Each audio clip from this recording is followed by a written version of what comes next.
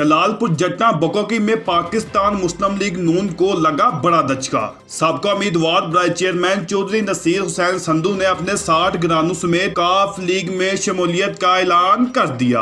तफसीलात के मुताबिक चौधरी वजाहत हुसैन के करीबी साथी चौधरी अफगन फारूक अफकुला चोट की काविशों से चौधरी नसीर हुसैन संधू ने 60 घरानों समेत MNA चौधरी हुसैन इलाही की मौजूदगी में काफ लीग में शमूलियत का ऐलान कर दिया। जबकि शुरका में चौधरी सादत नवाज अजनाला, चौधरी तनवीर अहमद गोंदल, चौधरी हालत असगर गराल, मलक अदील, सैयद आतिफ अजमत, राजा अब्दुल अजीज, यासर दूल और दीगर शामिल थे। इस मौका पर MNA चौधरी हुसैन इलाही ने गुफ्तगू करते हुए कहा कि पाकिस्तान मुस्लिम लीग काफ इस वक्त पूरे हल्के में मुकम्मल तौर पर मजबूत और फाल हो चुकी है। आने वाले वक्त में काफ लीग को इस कदर मजबूत करेंगे कि इलेक्शन में मुखालिफिन को खड़ा करने के लिए पोलिंग एजेंट तक नहीं मिलेगा। पिछली हुकूमत के पास मुकम्मल एहतियात होने के बावजूद हमारे हल्के को नजरअंदाज किया गया, लेकिन अब पाकिस्तान मुस्लिम लीग काफ हर शहरी की आवाज बनेगी। अवामी हिदमत हमारी जमात का मंशूर है। मजीद उन्होंने लखनवाल में 100 बेड का अस्पताल कायम करने का ऐलान करते हुए कहा, हमारे हल्के में ऐसे मजीद मंसूबे और मौके मैसर होंगे जिससे रोजगार में इजाफा होगा।